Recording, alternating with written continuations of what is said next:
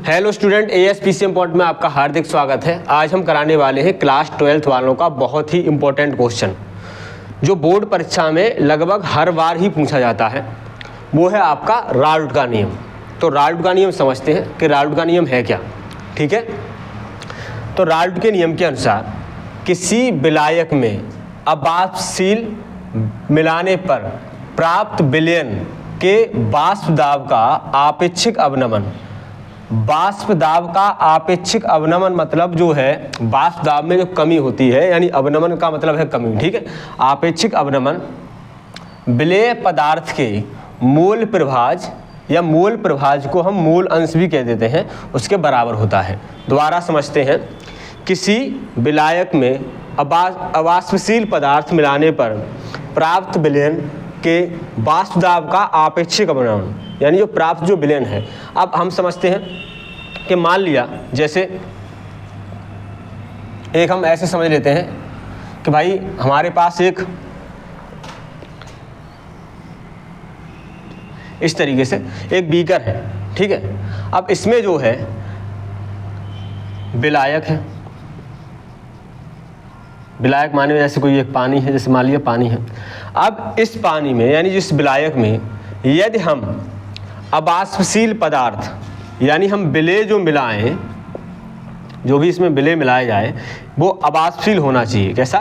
अबाष्पशील।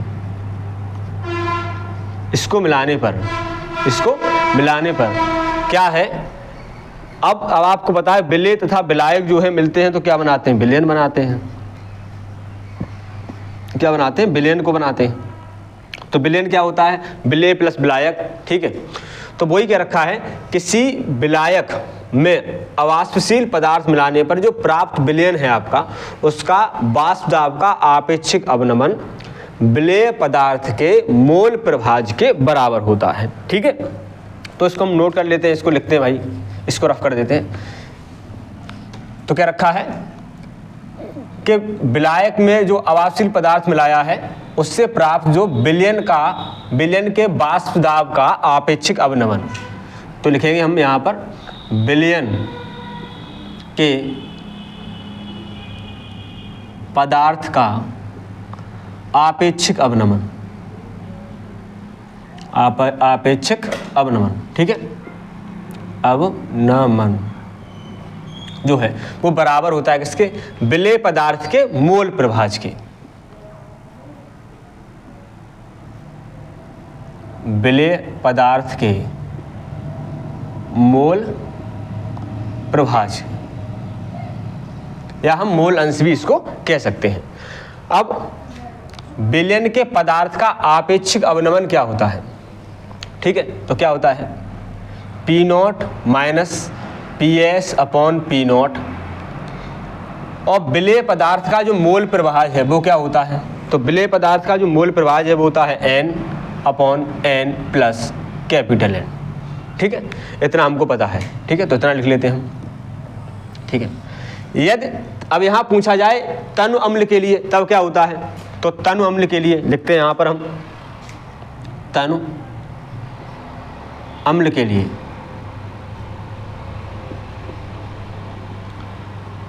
तो तनु अम्ल के लिए क्या होता है? N प्लस कैपिटल N जो है वो किसके बराबर होता है? N के बराबर होता है। ठीक है, तनु अम्ल के लिए क्या होता है? N प्लस कैपिटल N जो है वो N के बराबर होता है। तो ये हमको यहाँ पर लगा देना है। तो क्या हो जाएगा? P0 माइनस का PS upon P0 equal to, अब N अपॉन N प्लस जो N है आपका, जो N प्लस N है वो किसके बराबर है? कैपिटल N के बराबर है। ठीक है, दोबारा समझते हैं, तनु अम्ल के लिए N प्लस जो N है वो कैपिटल N के बराबर होता है।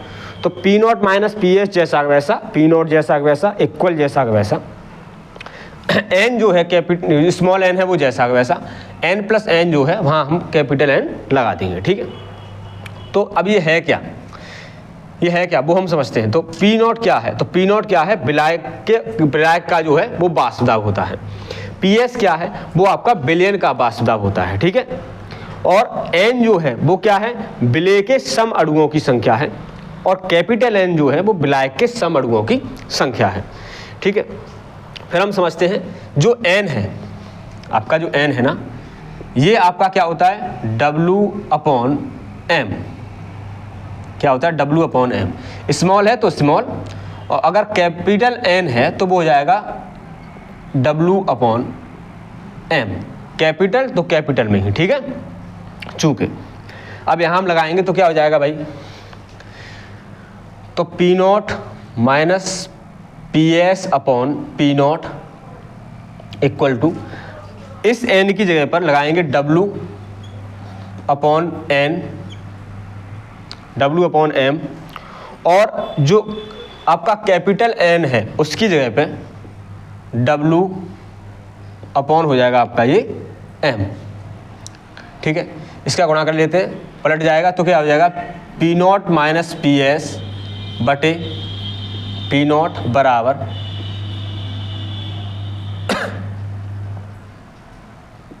W/m, ये पलटेगा तो हो जाएगा आपका कैपिटल में M अपॉन कैपिटल में W, ठीक है। अब क्या क्या है ये क्या क्या है वो लिख लेते हैं। तो P0 क्या है भाई, ये भी हमको पता होना चाहिए, तभी तो आप जो है आपका जो न्यूमेरिकल होगा वो कैसे करोगे, तो आपको पता होना चाहिए। जहां P0 क्या है तो हम लिखेंगे, जहां P0 जो है वो विलायक का वाष्प दाब है, विलायक का वाष्प दाब है, ठीक है। अब PS क्या है, वो विलयन का वाष्प दाब है, वो यहाँ क्या है विलयन का वाष्प दाब है, ठीक है। W क्या है, यहाँ स्मॉल w और कैपिटल W दोनों को देखते हैं। तो W क्या है, भार है, तो किसका है, ये जो स्मॉल w है वो विलेय का भार है, वो क्या है विलेय का भार है, और जो कैपिटल W है वो विलायक का भार है, वो किसका है विलायक का भार है, ठीक है। ये क्या है विलायक का भार है। अब क्या बचा आपका, अब M जो बचा है, तो M स्मॉल m क्या है, ये विलेय का अणुभार है, विलेय का अणुभार, सॉरी विलेय का अणुभार, और कैपिटल M जो है वो है विलायक का अणुभार, विलायक का अणुभार, ठीक है। इसमें सीमाएं और पूछता है, यानी राल्ड के नियम की क्या सीमाएं हैं, तो इसको नोट कर लो, आगे बताते हैं।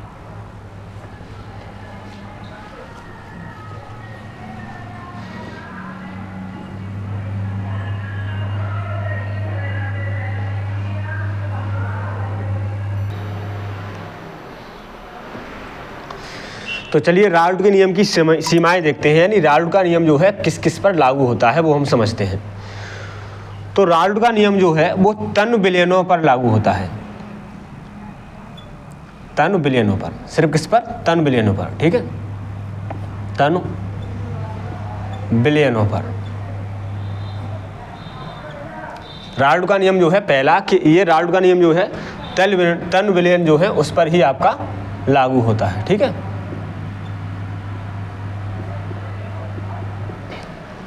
दूसरा देखते हैं, अब अवाष्पशील पदार्थ होना चाहिए, यानी अवाष्पशील पदार्थ होना चाहिए उस पर लागू हुआ, तो हम यहाँ लिखेंगे केवल अवाष्पशील पदार्थों पर, केवल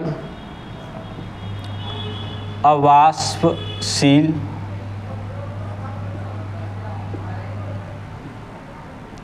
पदार्थ के विलयन पर, ठीक है, केवल अवाष्पशील पदार्थ के विलयन पर लागू होता है,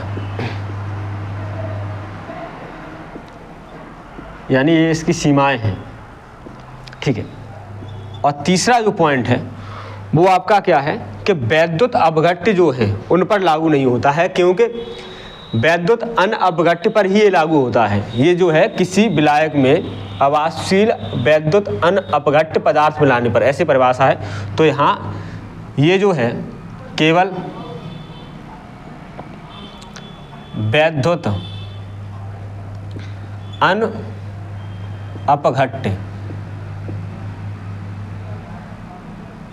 पर लागू होता है, पर लागू होता है। वैद्युत अनअपघट्य आप समझते हो, जिसमें विद्युत धारा नहीं बहती है, वो वैद्युत अनअपघट्य कहलाते हैं। ठीक है, तो ये आपका राउल्ट का नियम हो गया है। बहुत ही सरल तरीके से आपको हमने समझा दिया है। तो सही बच्चे जो है वीडियो को लाइक करें, चैनल को सब्सक्राइब करें और ज़्यादा से ज़्यादा लोगों में वीडियो को शेयर करें।